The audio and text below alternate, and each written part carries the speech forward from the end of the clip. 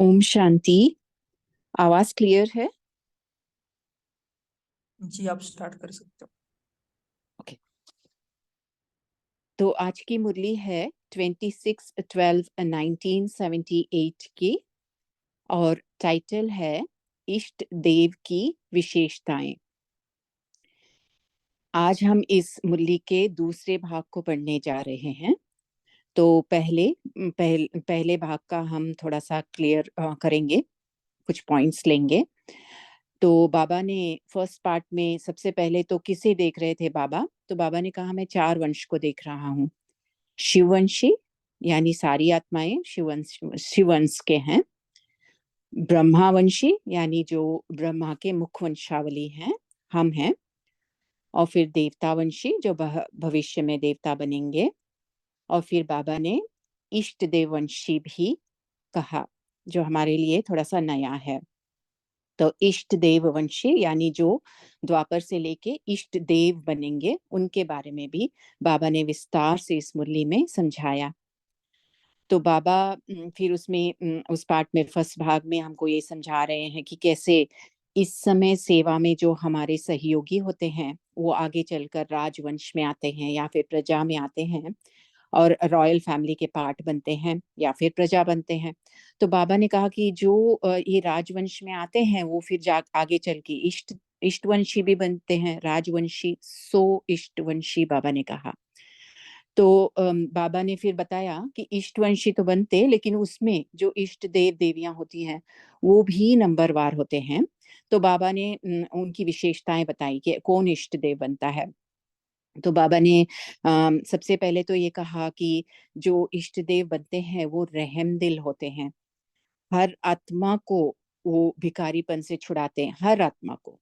कोई भी आत्मा को मतलब वंचित नहीं रखते। कोई भी आत्मा उनके सामने आए, उनके प्रति उनका रहम दिल का संस्कार हमेशा जागृत होता है। फिर बाबा ने कहा कि वो दुख हरता सुख करता होंगे, सबको वो युक्ति युक्त सोल्यूशन देंगे कोई भी दुख का, और उन्हें उसे सुख में परिवर्तन कर देंगे। और उनकी पर्सनालिटी में प्यूरिटी झलकेगी, प्यूरिटी की पर्सनालिटी होगी। और वो सिंपल होंगे, संकल्प में, बोल में और कर्म में कोई ऐसे कॉम्प्लिकेटेड थिंकिंग नहीं होगी, मतलब उलझे हुए नहीं होंगे, सिंपल से होंगे।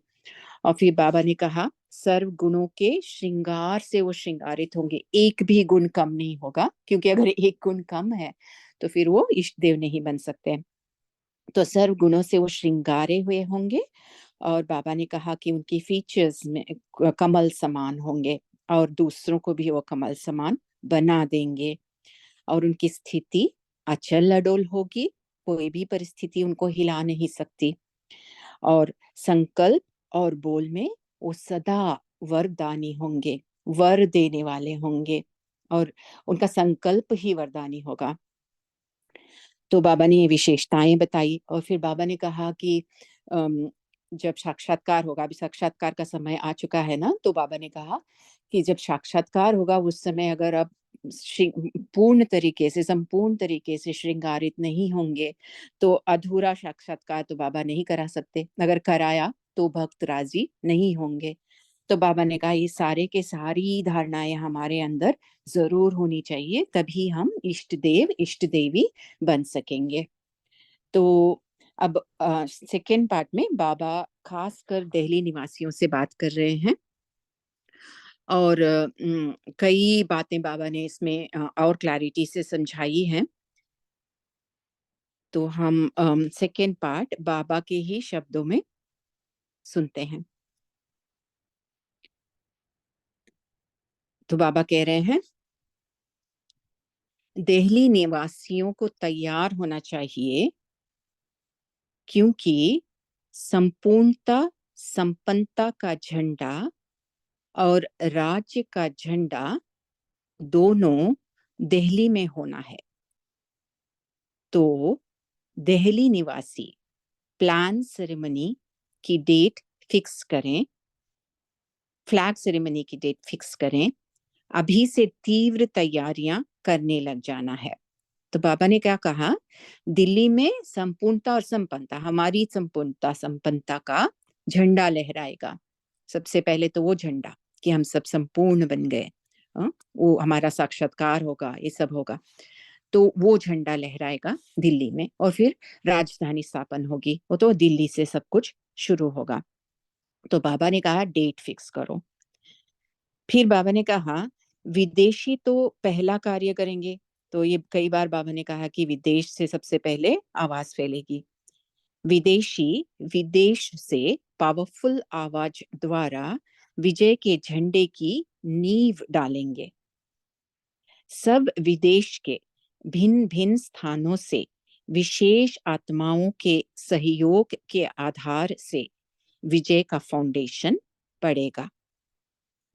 जैसे आजकल की दुनिया में भी हर स्थान की मिट्टी एक स्थान पर इकट्ठी करते हैं, तो हर विदेश के स्थान के विशेष व्यक्तियों के आवाज द्वारा भारत में विजय के झंडे का फाउंडेशन मजबूत होगा। तो विदेशी इस कार्य के फाउंडर हैं।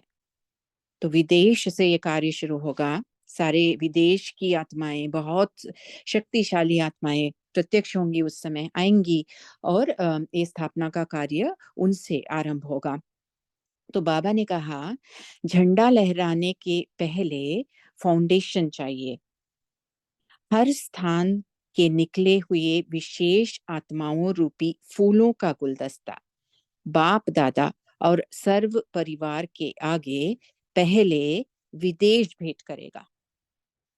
तो पहला गुलदस्ता शुरुआत का प्रत्यक्षता जिसकी होगी वो विदेश से शुरुआत होगी। बाबा ने कहा गुलदस्ता बन रहा है ना, तो हम सबको दिखाई देता है कि गुलदस्ता बन रहा है। जब हम ध्यान देंगे और देखेंगे कितने सारे विशेष भाई बहनें विदेश से आई हैं जो अभी इंडिया में भी सेवा कर रही है। फॉर एग्जाम्पल जैसे कुसुम बहन है जो यूएसए में थी, या फिर आशीष भाई जी हैं, और अभी रिसेंटली हमारे यहाँ रेनी सिस्टर आई थी जिनकी अभी बहुत बड़ी बड़ी बड़ी क्लासेस बन गई हैं। ये सारी कहाँ विदेश से शुरुआत हो रही हैं। तो ये सभी इन सभी का गुलदस्ता बन रहा है, ये हमें दिखाई दे रहा है। तो बाबा कह रहे हैं ऐसी विशेष खुशबू अर्थात विशेषता हो जो फॉरेन से भारत तक पहुंचती रहे। तो भल वो विदेश में है, उनकी सेवाएं कुछ ऐसी होंगी कि उनका जो उनकी खुशबू सब जगह फैलेंगी। जैसे एंथनी भाई जी थे, वो तो ऑस्ट्रेलिया में थे शायद ना, और चार्ली भाई जी जो अभी ऑस्ट्रेलिया में है, लेकिन वो कितनी सारी टूरिंग करते हैं और उनकी खुशबू हर जगह फैला रहे हैं। तो बाबा हमसे कह रहे हैं कि सभी विदेशी उनकी खुशबू इतनी ऐसी हो कि विदेश से लेकर उनकी खुशबू इंडिया तक पहुंचे। ऐसे खुशबूदार रूहानी रूहे गुलाब, सदा गुलाब का गुलदस्ता तैयार हो रहा है। तो बाबा ने स्टेटमेंट दिया कि ऐसा गुलदस्ता तैयार हो रहा है। जैसे कोई बहुत अच्छी मन को मोहित करने वाली खुशबू होती है, तो न चाहते हुए भी उस तरफ अटेंशन जाता ही है कि यह कहाँ से खुशबू आ रही है। तो रूहानी रूहे गुलाब फूलों की खुशबू जब भारत तक पहुंचेगी तो सबके अटेंशन को अपनी तरफ आकर्षित करेंगे।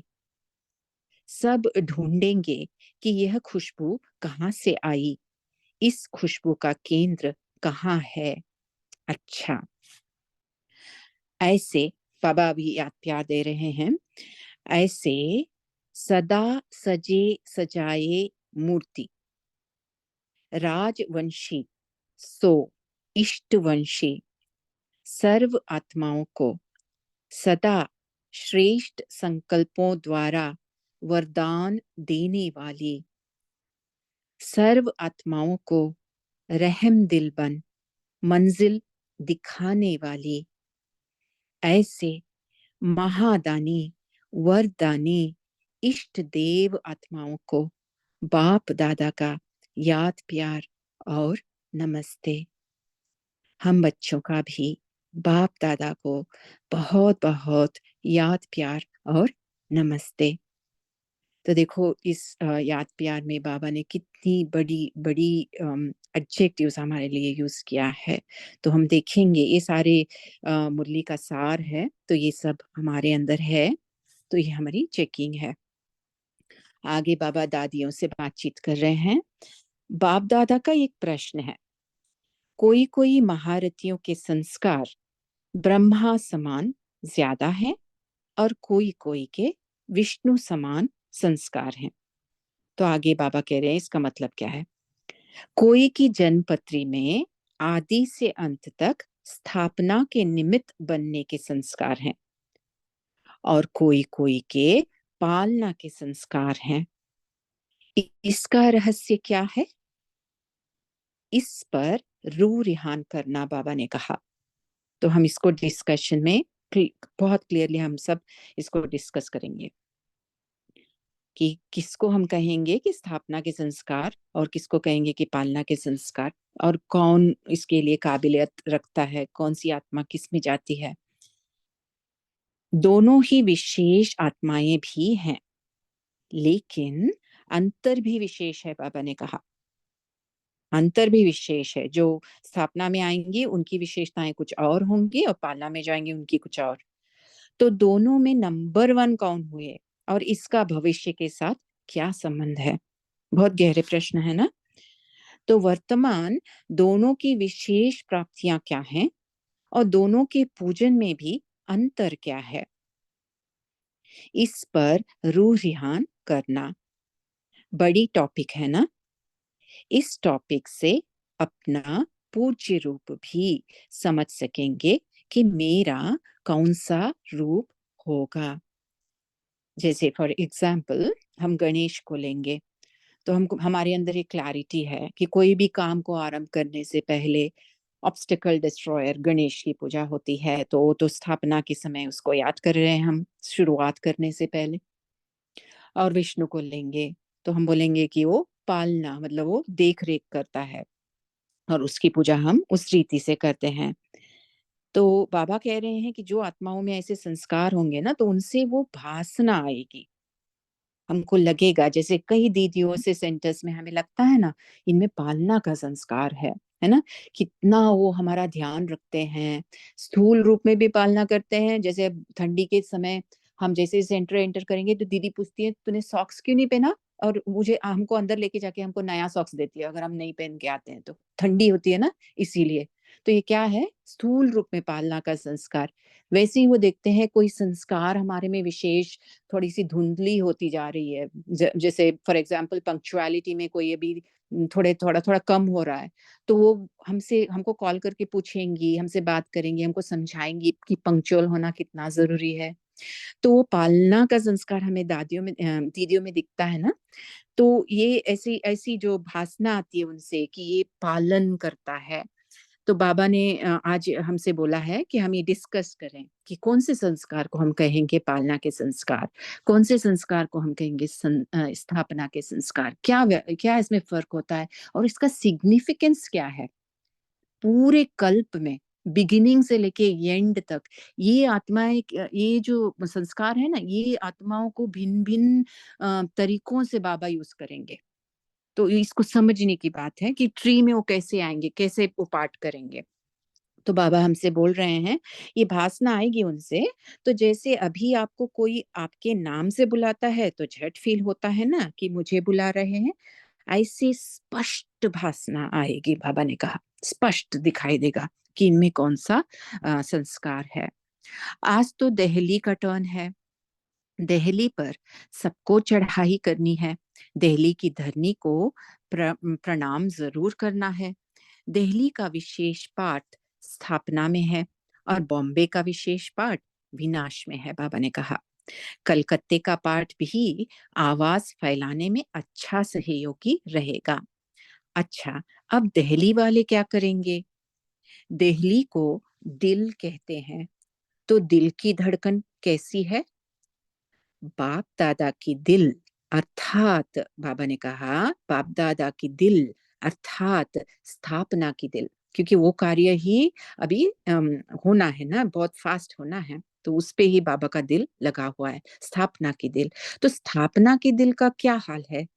तीव्र गति है व धीमी गति है। दिल्ली वाले जब विशेष वर्ण की वैरायटी सर्विस कर गुलदस्ता तैयार करें, तब कहेंगे स्थापना की तीव्र गति है।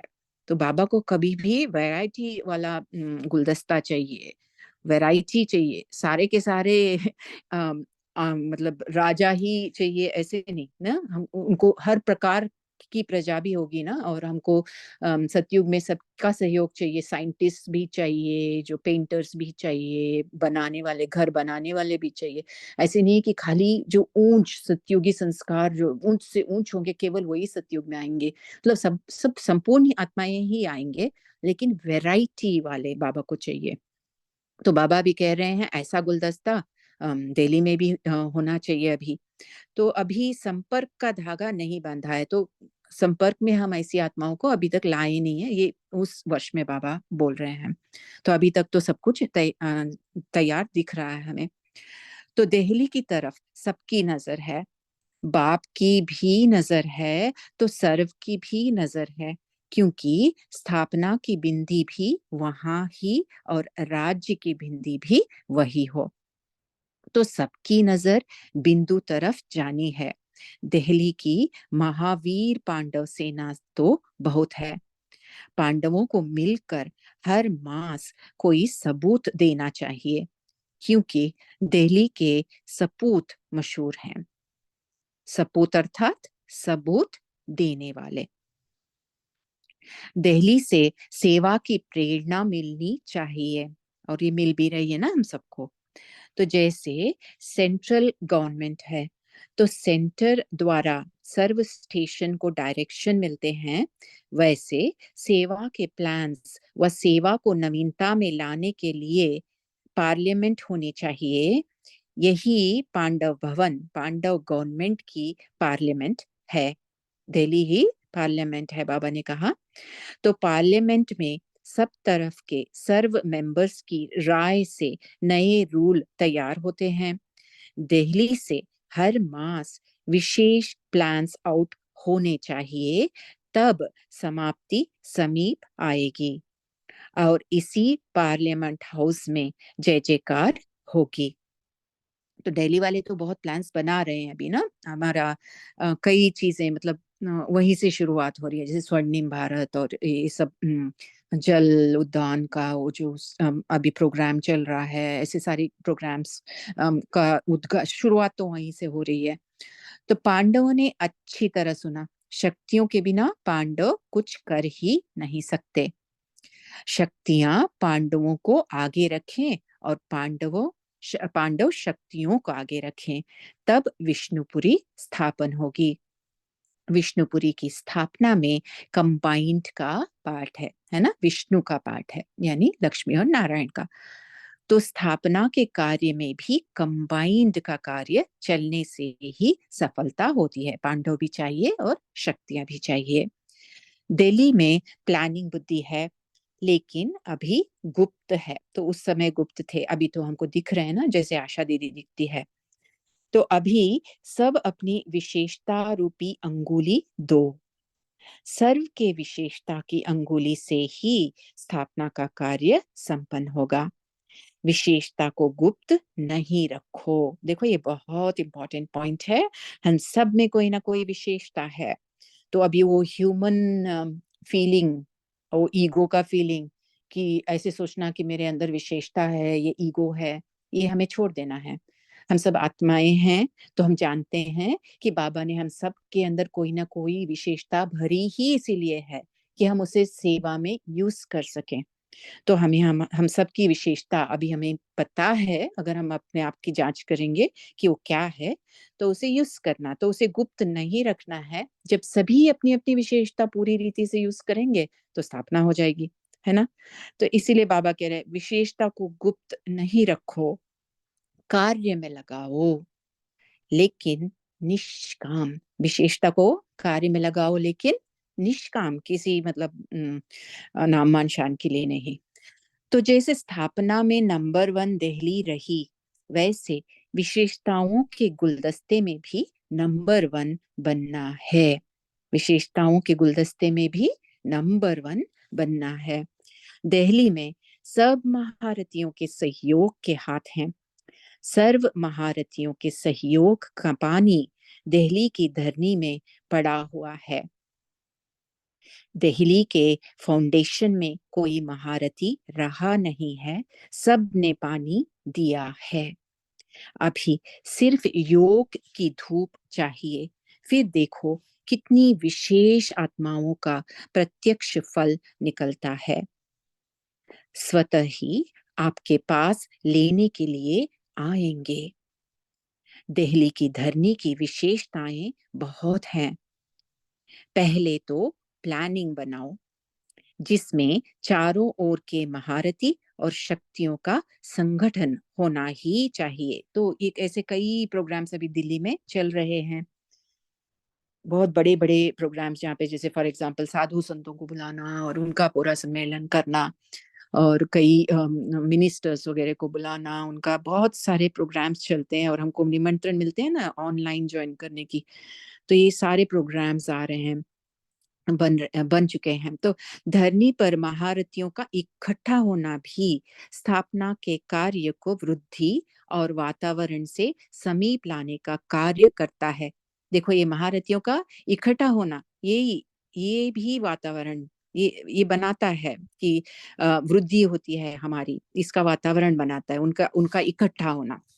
तो जैसे मधुबन चरित्र भूमि है, मिलन भूमि है, बाप को साकार रूप में अनुभव कराने वाली भूमि है, वैसे दिल्ली की धरनी सेवा को प्रत्यक्ष रूप देने के निमित्त है। तब दिल्ली से आवाज निकलेगा। अभी की प्रेसिडेंट भी हमारी है ना, बीके है ना, और मोदी जी भी कितने सहयोगी हैं। तो दिल्ली से ऑलरेडी आवाज निकल रही है, कई प्रोग्राम्स बन रहे हैं। तो बाबा भी आगे कहते, अभी सबकी बुद्धियों में यह संकल्प तक उत्पन्न हुआ है कि जो कुछ कर रहे हैं, जो चल रहा है, उससे कुछ होना नहीं है। अभी सब सहारे टूटने लगे हैं, इसलिए ऐसे समय पर यथार्थ सहारा अभी जल्दी ढूंढेंगे। तो जब बाबा यहाँ कह रहे हैं सबकी बुद्धियां, तो बाबा सारी दुनिया की हर आत्मा के बारे में बात कर रहे हैं। खास खास कर अभी सारे लीडर्स को भी समझ में आ रहा है कि हम ये काम नहीं कर सकते। हम बीकेस के पास आ रहे हैं कि देखो अभी पूरे इंडिया को स्वर्णिम भारत बनाना है, तो किसके पास आ रहे हैं? बीकेस के पास आ रहे हैं। पानी का उपयोग जो है बहुत ज्यादा हो रहा है, उसको अभी कंट्रोल करना है, इरिगेशन का करना है, एग्रीकल्चर को सही करना है, सब चीज के लिए बीकेस के पास आ रहे हैं ना। तो उनको लग रहा है कि यहाँ पे कुछ है, तो यहाँ से हम करा सकते हैं, सब कुछ ठीक कर सकते हैं। और लग रहा है कि कुछ भी प्लानिंग करो, कुछ भी करो, अभी आगे बढ़ने का उनको वो नहीं रहा है। तो बाबा ने कहा है ऐसा समय आएगा जब हर साइंटिस्ट, हर डॉक्टर, हर सब हाथ उठा देंगे और भगवान को पुकारेंगे। ऐसा समय आएगा। तो वो समय ऑलमोस्ट आ चुका है। तो बाबा हमसे कह रहे हैं कि सारे आधार टूट जाएंगे, तो तब सब कहाँ जाएंगे? बाबा के पास आएंगे। तो यथार्थ सहारा के पास आएंगे, तो वो उसको ढूंढेंगे। तो बाबा कह रहे और फिर उसकी मांग करेंगे। ऐसी नई बात कोई सुनावे और आखरीन में चारों तरफ भटकने के बाद बाप के सहारे के आगे सब माथा झुकाएंगे। समझे अब दिल्ली वालों को क्या करना है? अच्छा, तो ये थे आज के बाबा के महावाक्य। तो जो यहाँ पे जो प्रश्न बाबा ने कुछ गहरे प्रश्न पूछे, उन सब पे भी हम डिस्कशन करें, अ, हम पॉइंट शेयर करें जो मुरली में है, लेकिन साथ साथ डीप डिस्कशन में भी जाए। जो बाबा ने खुद कहा कि इन प्रश्नों पर डिस्कस करो, तो उन प्रश्नों पर आज हम थोड़ा सा ध्यान देके जो डिस्कशन का टाइम है उसका बहुत अच्छा उपयोग करेंगे। Okay, thank you so much. ओम शांति। थैंक यू बाबा।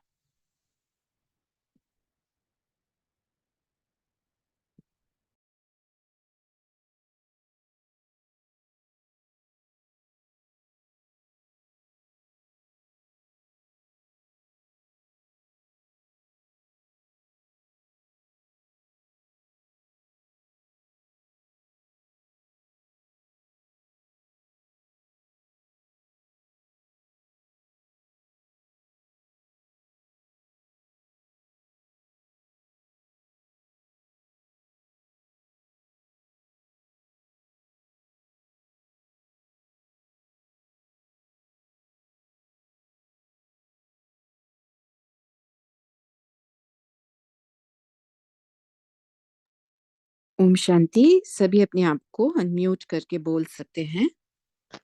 ओम शांति दीदी। गुड मॉर्निंग सभी परिवार को। बाबा ने आज कहा है सर्व की विशेषता की अंगुली से ही स्थापना का कार्य संपन्न होगा। शांति। ओम शांति दीदी।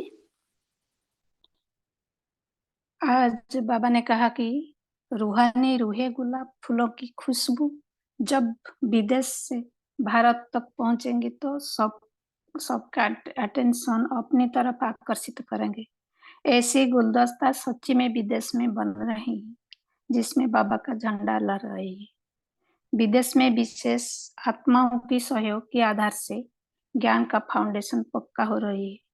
जैसे ऑस्ट्रेलिया से चार्ली ब्रदर और यूएसए में रिनी सिस्टर की आवाज में बाबा का ज्ञान पक्की बन रहे हैं। वह भाई बहनों के जो क्लासेस कर रही हैं वह भारत तक भी पहुंच रहे हैं। तो बाबा की शब्द में खुशबूदार रूहानी रूहे गुलाब सदा के लिए गुलदस्ता बन रही है। यह प्रैक्टिकल अब बन रहे हैं। ओम शांति।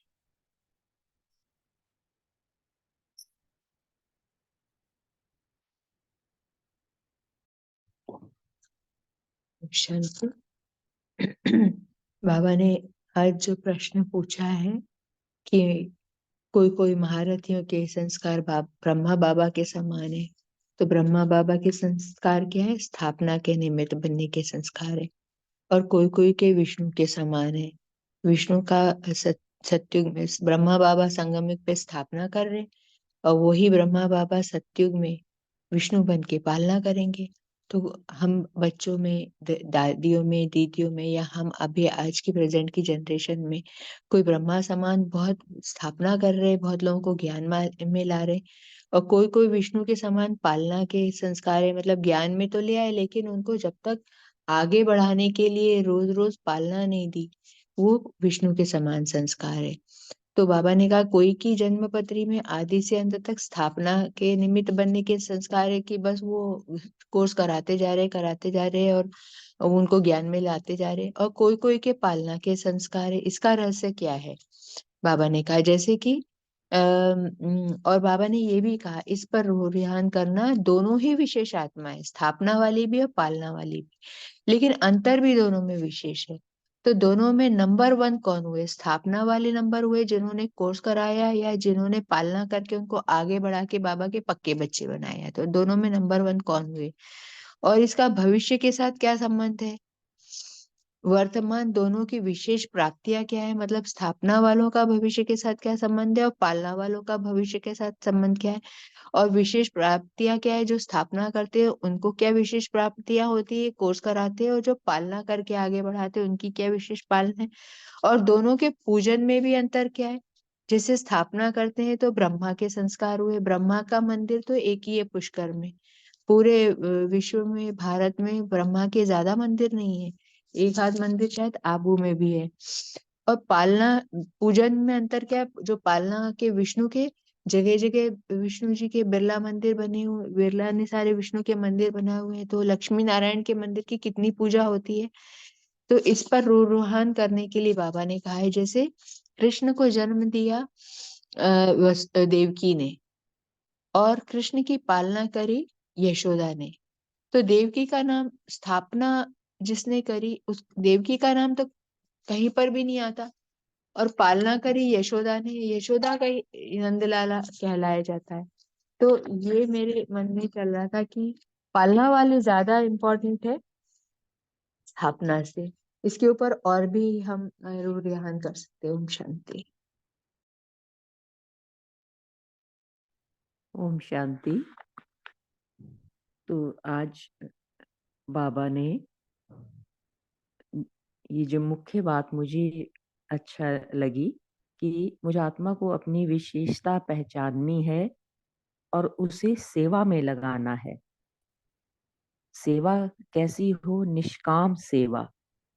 मुझे मान शान की चाहना ना हो।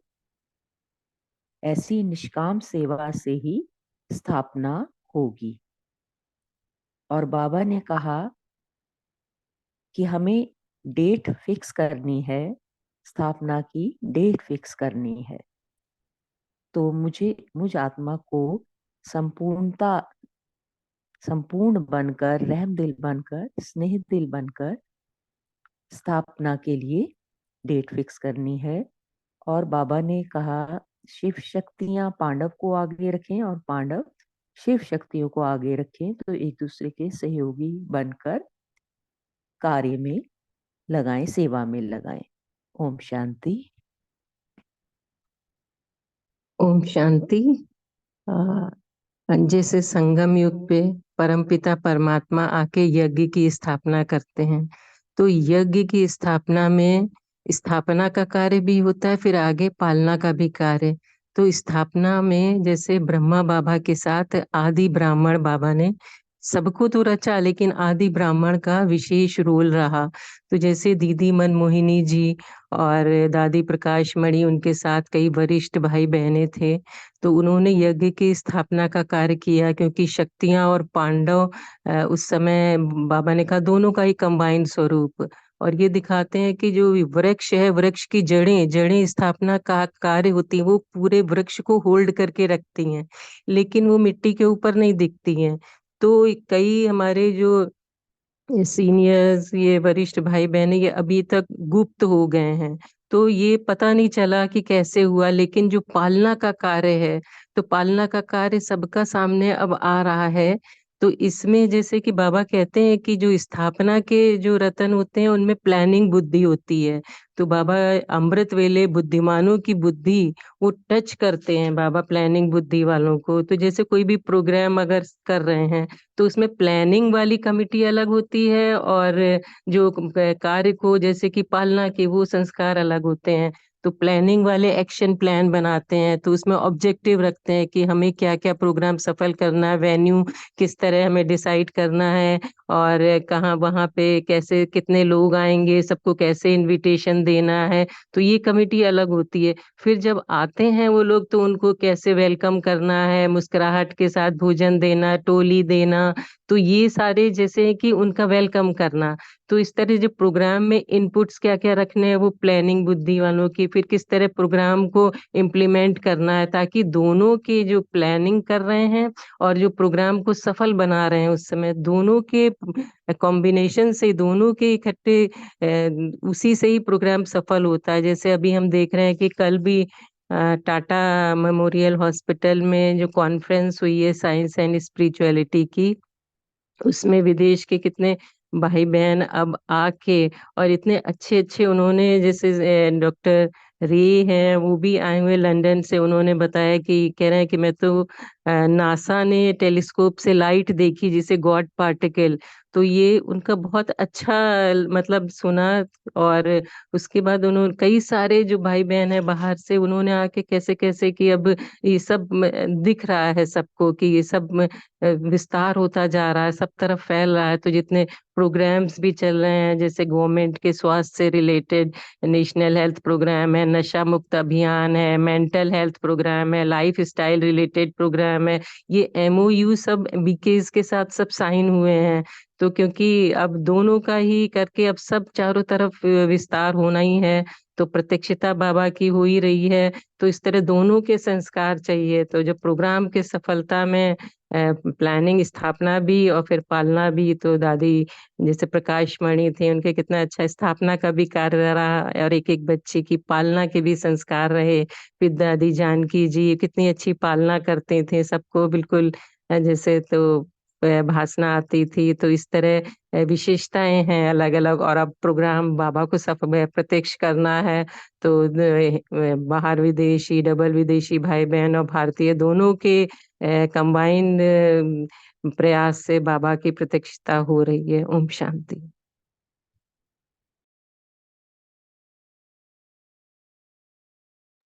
हाँ, बहुत अच्छा आपने बताया। लेकिन इसमें जैसे बाबा ने पूछा है कि दोनों में विशेष अंतर है, दोनों में नंबर 1 कौन हुए और इसका भविष्य के साथ क्या संबंध है, और वर्तमान दोनों की विशेष प्राप्तियां क्या है, और दोनों के पूजन में भी अंतर क्या है। ये 4 क्वेश्चन बहुत बाबा ने स्पेसिफिक पूछे, इस पर हमको रूह रेहान करना है। ओम शांति।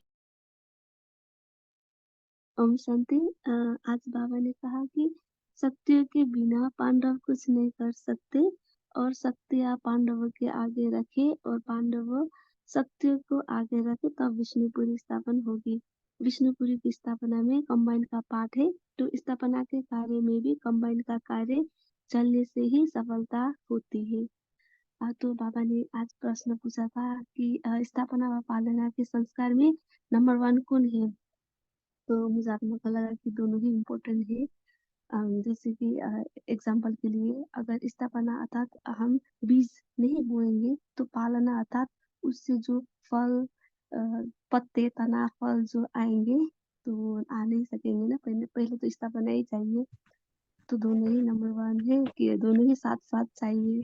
एग्जाम्पल बाबा ने अभी भी कहा कि सत्य के बिना पांडव कुछ नहीं कर सकते।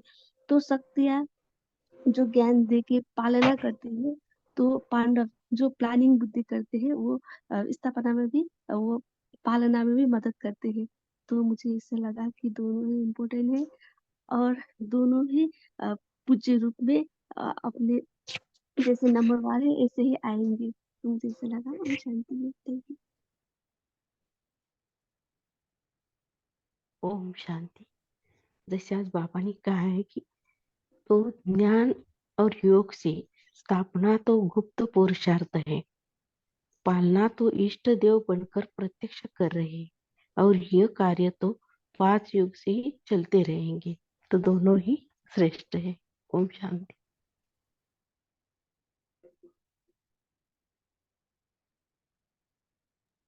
ओम शांति। बहुत अच्छा डिस्कशन चला और जैसे कई आत्माओं ने बताया यही मुझ आत्मा को भी लगा कि दोनों ही स्थापना के संस्कार और पालना के संस्कार दोनों ही चाहिए और बाबा तो हमें संपूर्ण संपन्न बनाने आया है।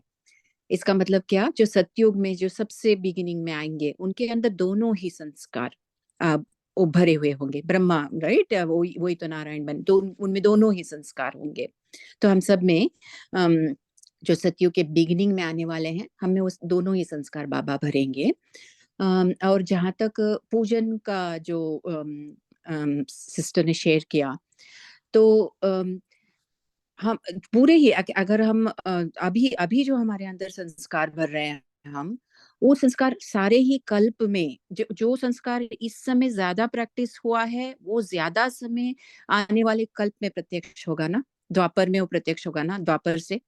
अगर स्थापना के संस्कार हमारे अंदर अभी ज्यादा है इस समय और वो लंबे समय तक संगम में चल रहा है, तो स्थापना का संस्कार से रिलेटेड जो भी बातें वो आएंगे हमारी द्वापर से लेके लंबे समय तक।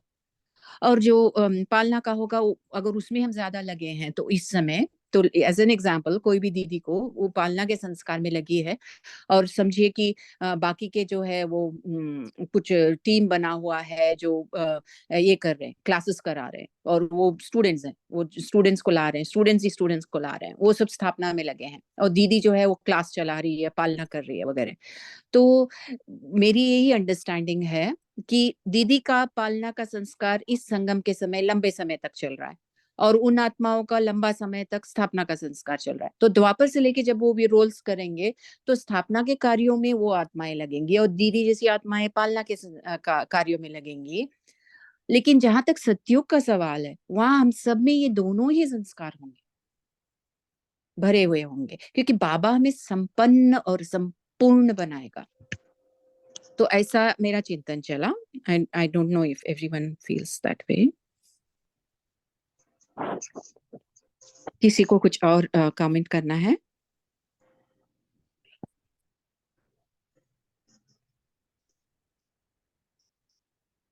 ओम शांति। अजय भाई जी आप शेयर कर सकते हो।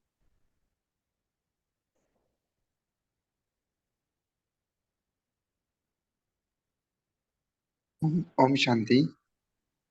बाबा ने बोला कि जैसे स्थापना के कार्य में मददगार बने, वैसे हमको पालना के कार्य में मददगार बनना है। वैसे देखे तो दोनों का ही बहुत बड़ा महत्व है। जैसे कोई कोर्स करा देता है और फिर उसके बाद पूरा संगठन या जो भी भाई बहन निमित्त बनते हैं पालना के, उनका भी बहुत बड़ा महत्व होता है।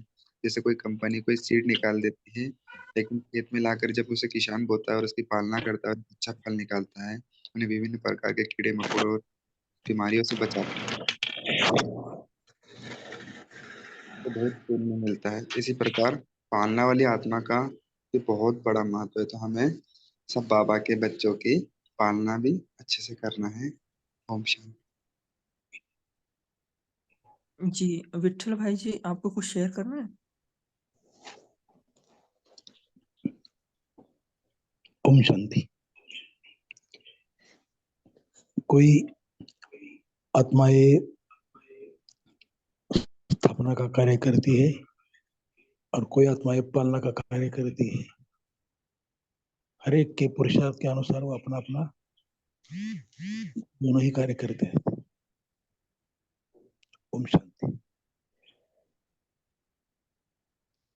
जी एसएच जिनका नाम था उन्होंने अनम्यूट किया था, आपको कुछ शेयर करना है?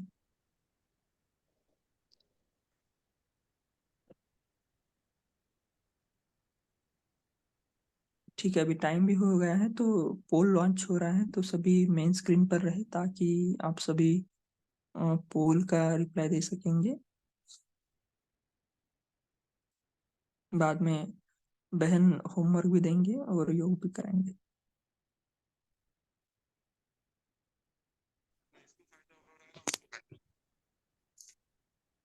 खाली भ्रम है कि तुम मेरे हो मैं तुम्हारा, खाली एक भ्रम है कि मुझे कुछ हो गया ना तो तुम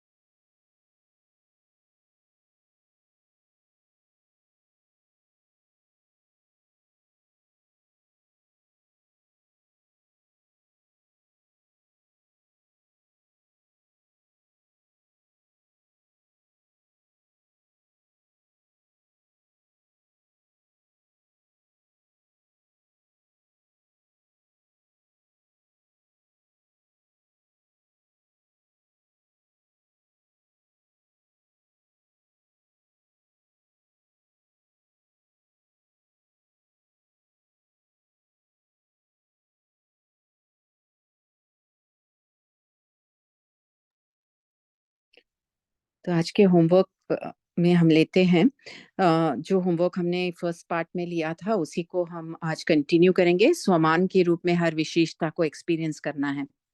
तो वो जो भी विशेषताएं 8 विशेषताएं बाबा ने बताई उसको स्वमान के रूप में हम लेंगे और दूसरा चेक करेंगे हमारे अंदर कौन सी विशेषता दिखाई देती है, स्थापना की या फिर पालना की, उसको चेकिंग करेंगे और दूसरे को भी भरना है, हमें ये लक्ष्य रखना है। तो आगे हम 1-2 मिनट मेडिटेशन करते हैं।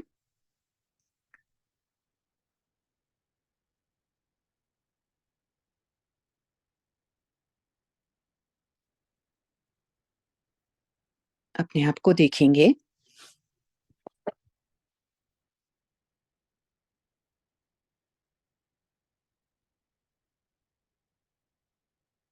मैं आत्मा इस देह की दुनिया से न्यारी चमक रही हूँ।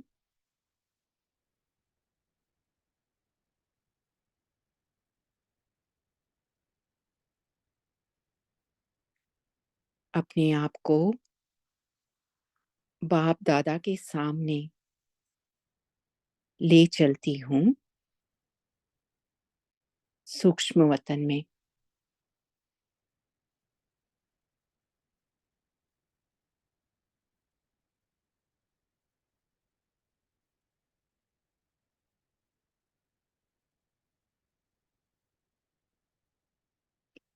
बाप दादा से दृष्टि ले रही हूँ।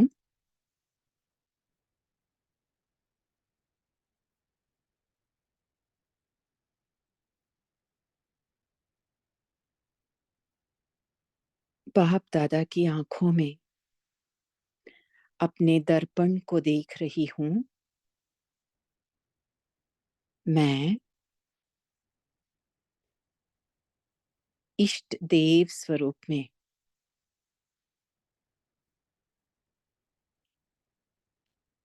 रहम दिल सुखदाई, संपूर्ण पवित्र, सिंपल, सर्व गुणों से सुसज्जित, कमल पुष्प समान न्यारी,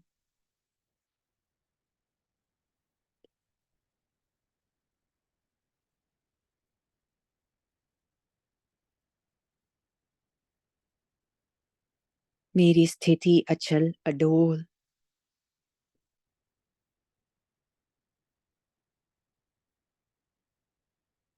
वरदानी मूर्त,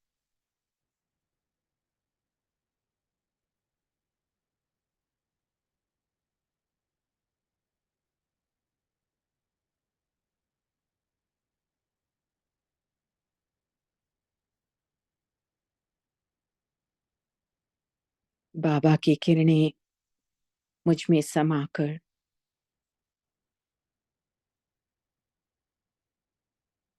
मैं देखती हूँ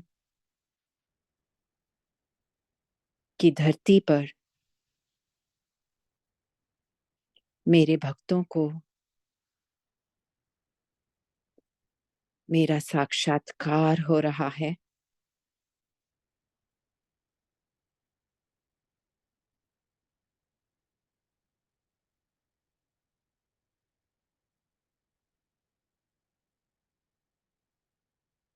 मैं आत्मा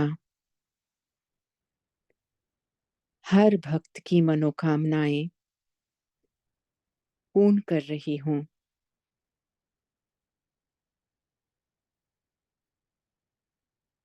अपने संपूर्ण स्वरूप से, अपने संपन्न स्वरूप से उन्हें तृप्त कर रही हूँ।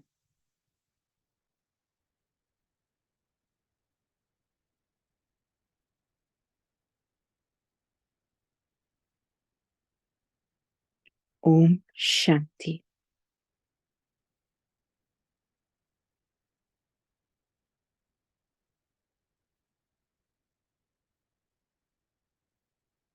थैंक यू सभी को आज के सत्र में जुड़ने के लिए। हम कल फिर मिलेंगे। ओम शांति। ओम शांति। ओम ओम शांति। ओम शांति। ओम शांति।